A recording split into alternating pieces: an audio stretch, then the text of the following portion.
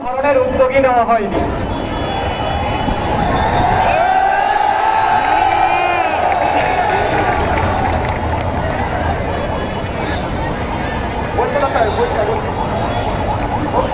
সবাই বলবেন প্লিজ, সবাই বসুন। দাবি বাস্তবায়নের জন্য আমাদের সরকার প্রধানের তরফ থেকে কোনো ধরনের উদ্যোগ নেওয়া হয়নি। এরই প্রেক্ষিতে আমরা দেখছি শুধুমাত্র কাল ক্ষেপণী হচ্ছে, দেশে সবকিছুই চলতেছে, শুধুমাত্র সংখ্যালঘুদের উপর যে অত্যাচার নির্যাতন চলতেছে তা বন্ধ করার জন্য সরকারের পক্ষ থেকে কোনো দৃশ্যমান পদক্ষেপ নেই।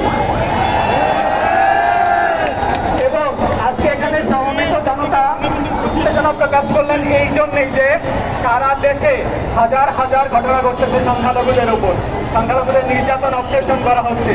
কিন্তু অত্যন্ত দুঃখের বিষয় যে আমাদের যে মেইন স্ট্রিম মিডিয়াগুলো আছে, আমাদের টেলিভিশন চ্যানেল, পত্রিকা বলেন, প্রিন্ট মিডিয়া বলেন, এই বিষয়ে সংবাদগুলো কোনো ধরনের প্রচার করতেছে না।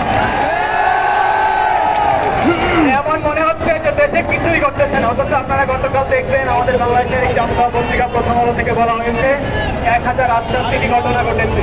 এবং আমাদের কাছে যে তথ্যগুলো আছে তা আমরা দেখেছি যে এই 1008টির পরেও আরো ঘটনার তথ্য বা বিবরণ আমাদের কাছে আছে। তার মানে আমরা অনুমান করতে পারি যে কয়েক হাজার ঘটনা ঘটেছে।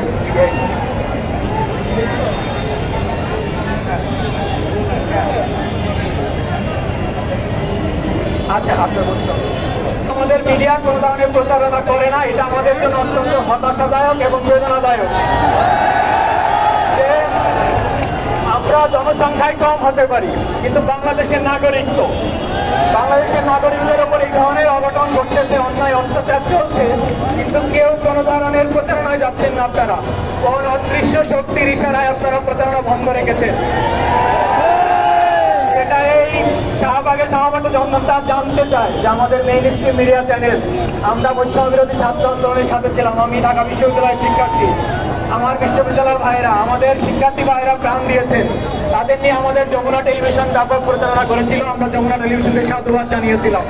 কিন্তু আমরা দেখছি সেই যমুনা টেলিভিশন যারা বলেছে আমরা ন্যায়ের পক্ষে আছি, সত্যের পক্ষে আছি, তারা আজ কই?